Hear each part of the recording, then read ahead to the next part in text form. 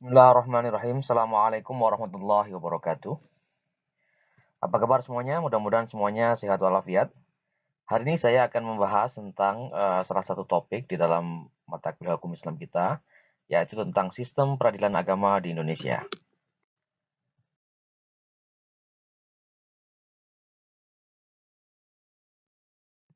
Berbicara tentang sistem peradilan agama di Indonesia, ada beberapa undang-undang yang bisa kita jadikan rujukan. Pertama adalah Undang-Undang Nomor 48 Tahun 2009 tentang kekuasaan kehakiman. Kemudian secara spesifik kita bisa merujuk pada Undang-Undang Nomor 7 Tahun 1989 tentang peradilan agama, yang undang-undang ini diperbaharui oleh dua undang-undang berikutnya, yaitu Undang-Undang Nomor 3 Tahun 2006 dan Undang-Undang Nomor 50 Tahun 2009. Lalu yang terakhir kita juga bisa merujuk pada Undang-Undang Nomor 11 Tahun 2006 tentang pemerintahan Aceh. Ini terutama jika kita membahas tentang pengadilan khusus di dalam lingkungan peradilan agama di Indonesia.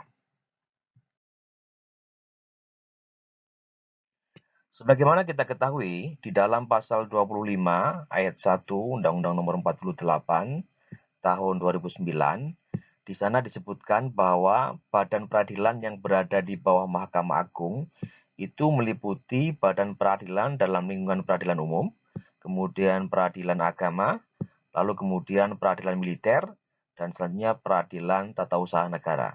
Jadi pasal 25 ayat 1 Undang-Undang Nomor 48 ini menjadi salah satu dasar hukum dari eksistensi peradilan agama di Indonesia. Nah, apa itu peradilan agama?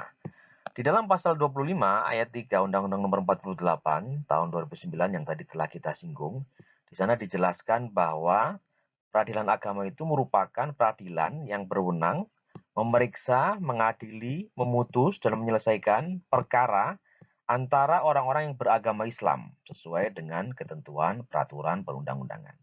Nanti kita lihat beberapa ketentuan yang terkait dengan hal ini. Kemudian pelaksana kekuasaan kehakiman di lingkungan peradilan agama itu ada dua. Pertama adalah pengadilan agama yang merupakan pengadilan tingkat pertama dan berkedudukan di ibu kota, kabupaten, atau kota, serta daerah hukumnya meliputi wilayah kabupaten dan kota. Lalu kemudian yang kedua pengadilan tinggi agama atau PTA yang merupakan pengadilan tingkat banding di lingkungan sistem peradilan agama, dan dia berkedudukan di ibu kota provinsi serta daerah hukumnya meliputi wilayah provinsi. Lalu apa tugas dan kewenangan pengadilan agama?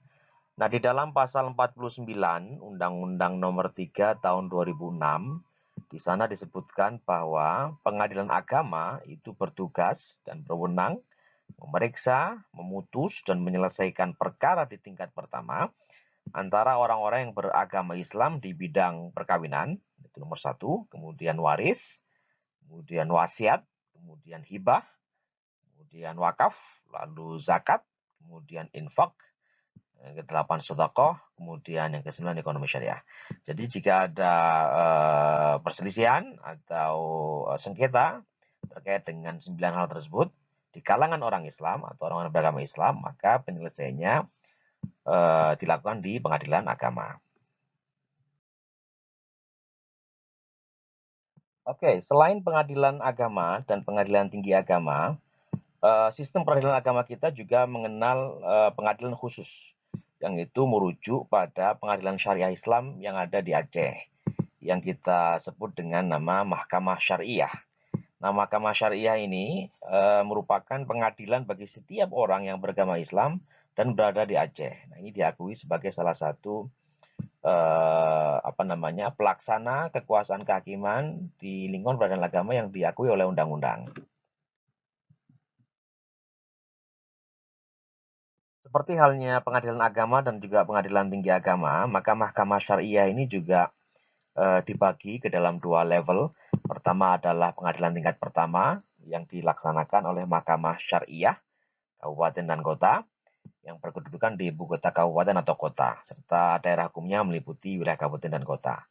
Lalu di level pengadilan tingkat banding itu ada Mahkamah Syariah Aceh yang dia ini berkedudukan di ibu kota provinsi yaitu ibu kota Banda Aceh.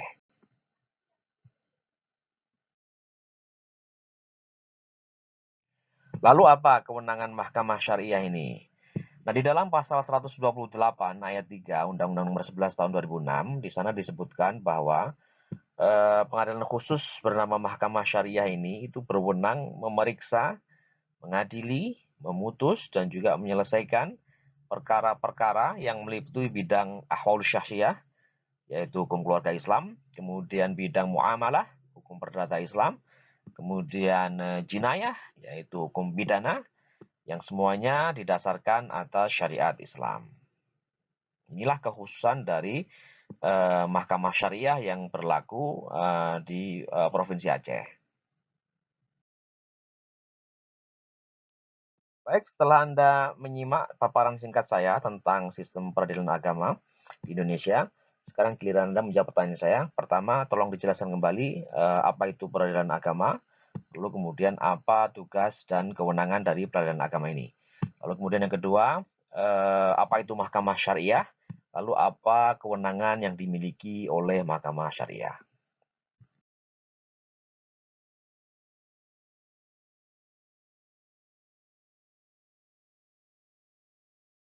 Demikian paparan saya tentang sistem peradilan agama di Indonesia.